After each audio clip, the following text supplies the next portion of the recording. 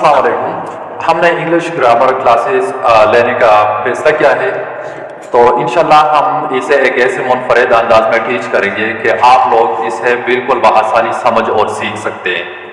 तो आज से हम ग्रामर इस सीरीज़ को शुरू करने वाले हैं, और ग्रामर की इस सीरीज़ में सबसे पहले हम अल्फ़ाबेट और लेटर यानी हर्फ के बारे में शुरू करेंगे, और इसके दरमियान जो फ़र्क है इस फ़र्क को भी वाज़ेह करेंगे।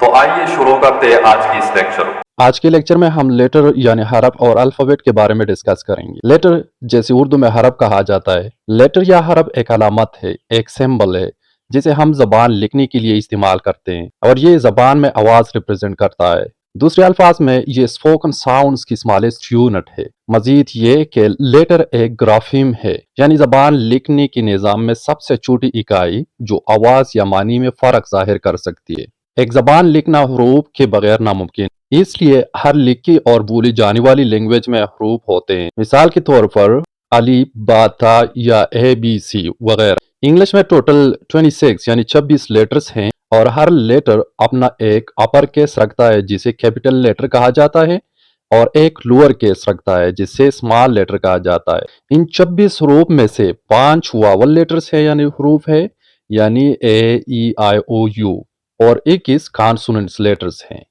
और इनमें से 2 ऐसे लेटर्स हैं जिसे सेमी वावल कहा जाता है, यानी डब्ल्यू और वाई। इंग्लिश लेटर्स में 2 ऐसे लेटर्स हैं जो इंडिविजुअल वर्ड्स हैं और मानी देती है, तो वो 2 लेटर्स यानी ए और आई का है। तो इंग्लिश में टोटल 44 साउंड्स हैं।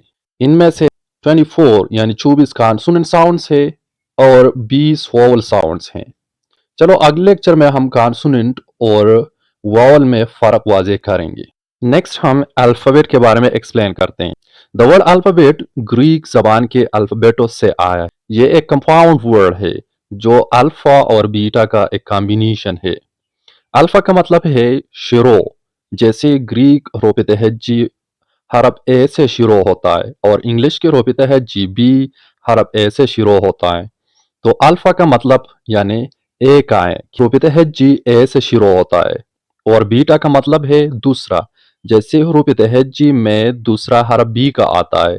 लिहाजा हरूफ तहज्जी का बुनियादी तौर पर मतलब है कि इब्तिदाई हरफ ए का है और इसके बाद हरफ बी आता है, और ये उन तमाम हरूफ को तरतीब देने का एक तरीका है जिन्हें हम रिटन लैंग्वेज में इस्तेमाल करते हैं, जैसे ए बी सी जेड तक। इस तरतीब और ऑर्डर को अल्फ़ाबेट कहा जाता है। तो अब लेटर और अल्फ़ाबेट के दरमियान क्या फ़र्क है?